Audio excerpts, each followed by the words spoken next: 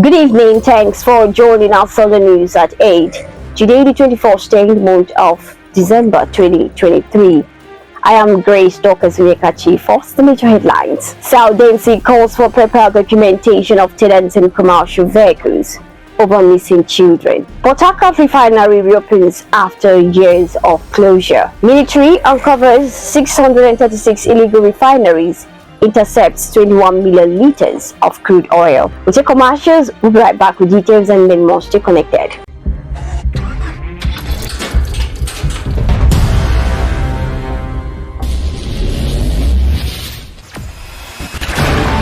Experience the smooth and strong feeling that consistently surpasses expectation.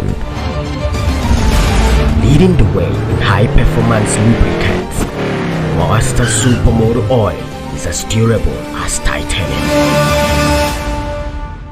Welcome back. Now the details. Interpol systems consultant and security experts at Saudensi has called for the proper documentation of those seeking to rent property as tenants across the country.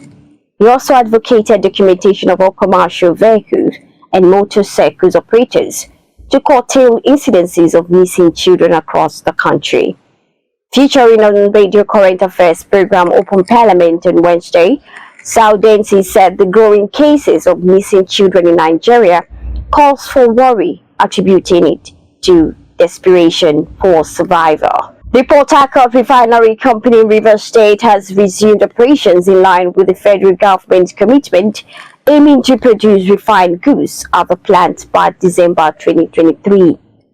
The plant underwent turnaround maintenance and underperformance for many years prior to its development. The total processing capacity of 4 Nigerian refineries located in Port Harcourt, Warri, and Kaduna is 445,000 barrels per day. However, in 2019, they were shut down.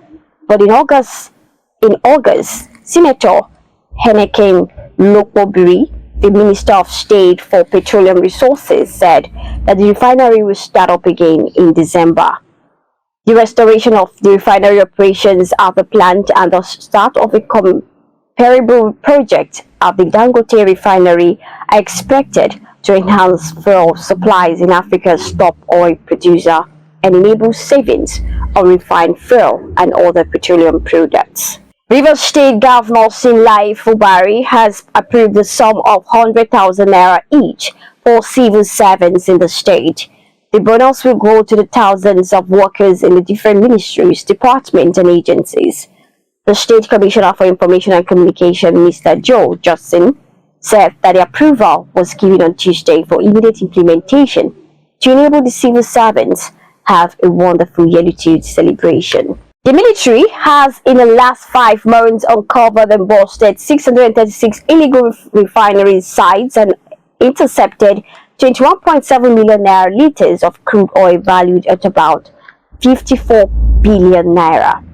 The figures were collected from press releases by the military on the activities of troops against oil thieves between August 3rd and December 1st. The Nigerian government has reopened the third mainland bridge in Lagos State. The bridge has been reopened to commuters 1 month after its closure for maintenance work. In a statement on Thursday, the Lagos State Commissioner for Transportation, Oluwaseun Osiyemi, announced the reopening. The Federal Workers Forum has raised an alarm that the 35,000 wage award given to workers by the federal government to cushion the effects of the economic crisis caused by the fuel subsidy removal has been stopped.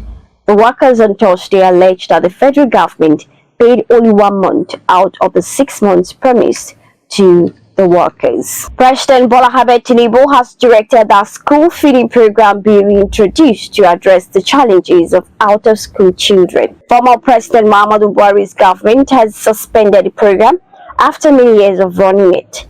But President Tinubu ordered its restoration, saying it will help in checking learning crisis. He also said if learning crisis is not tackled, it will be difficult to address the challenges of out-of-school children. No fewer than 250 police, military retirees, and other senior citizens across the country will be supported with 950 million naira by the wife of the president, Mrs. Remi Tinubu. According to her, each of the beneficiaries will receive 100,000 naira each. Tinubu disclosed this at the Median edition of the Renewed Hope Initiative early supported. The wife of the president, President Tinubu, disclosed this at the Median edition of the Renewed Hope Initiative elderly support scheme on Thursday in Abuja.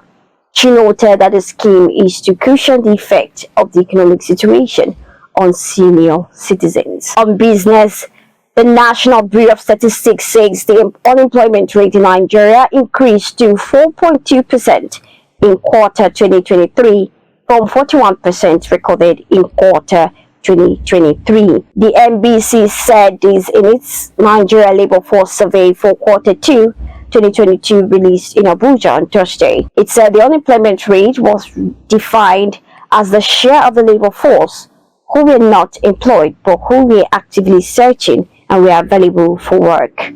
In terms of educational attainment, the report said that the rate of unemployment among persons with post-secondary education was 8.0% in quarter 2 2023. On the foreign scene, Angola said on Thursday to quit membership from the Organization for Petroleum Exploitation Countries over a disagreement on production quotas.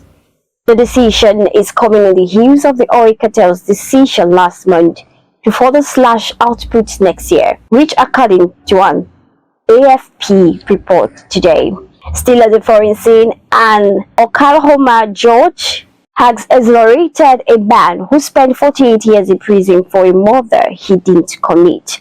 The longest known wonderful sentence in the U.S., Glenn Simons, age 70, was freed in July after a district court found that crucial evidence in his case was not turned over to his defense lawyer. On Monday, a country district attorney said there was not enough evidence to warrant a new trial.